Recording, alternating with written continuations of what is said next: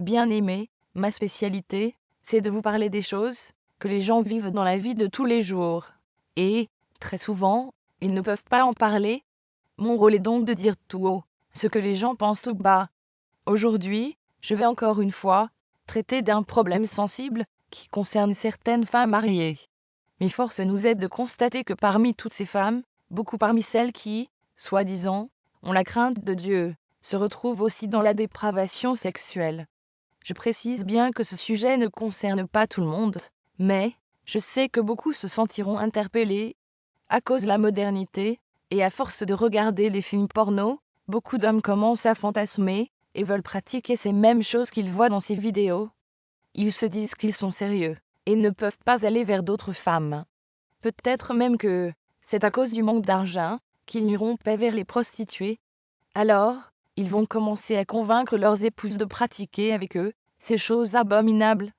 Les femmes, parce qu'elles veulent garder leurs époux, vont s'y soumettre en se disant que ce qu'elles font n'est pas grave, du moment où c'est avec leurs époux qu'elles le font. Elles vont donc commencer avec la fellation puis continuer en pratiquant plus de choses contre nature, qui sont en abomination à l'Éternel. Elles feront toutes ces choses en toute bonne conscience en se disant que, dans tous les cas, c'est avec leur mari qu'elles le font. Donc pour elles, c'est tout à fait normal.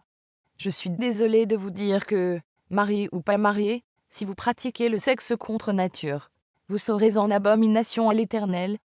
La Bible dit que nous sommes le temple du Saint-Esprit. Ce qui veut dire que Dieu vit en nous. Elle dit aussi que tout péché que nous commettons en dehors de notre corps nous engage.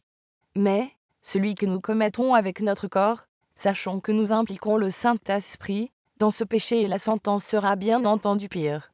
Et je paraphrase tout simplement.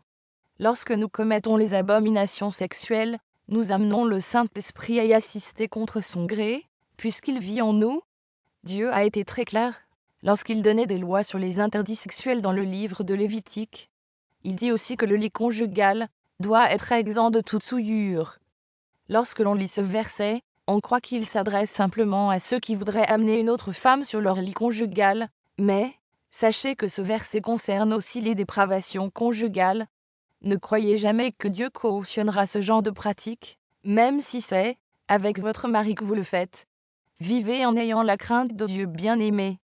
Lorsque tout va bien, vous oubliez Dieu. Mais, réfléchissez bien à ce que je vais vous dire maintenant.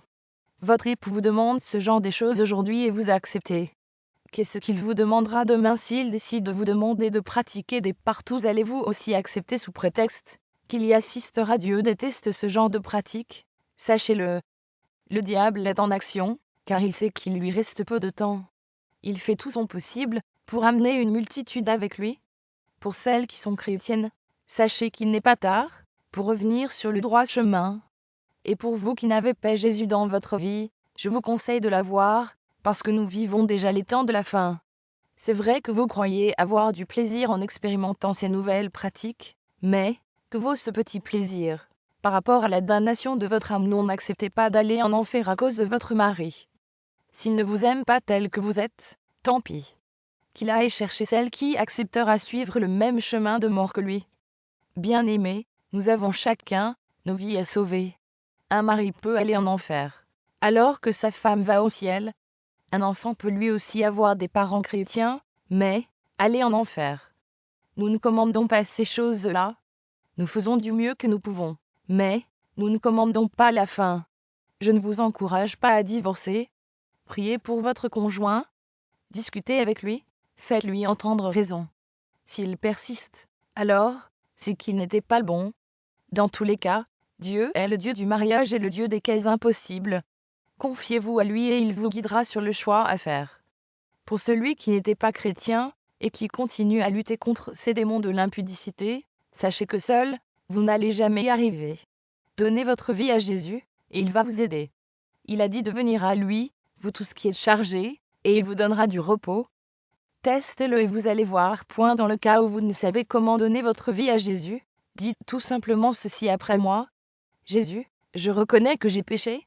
J'ai fait des choses abominables à tes yeux, et je te demande sincèrement et humblement pardon.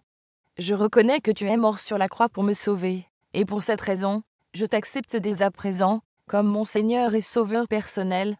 Viens dans ma vie, et délivre-moi du démon de l'impudicité. Aide-moi à te ressembler, et à avoir la haine du péché. Laisse ton Esprit Saint habiter en moi et me conduire dans toutes tes voies. Merci Jésus. Abonnez-vous à Svinet, pour être les premiers à écouter les enseignements que nous envoyons, ou pour réécouter les enseignements que vous avez aimés. Soyez bénis.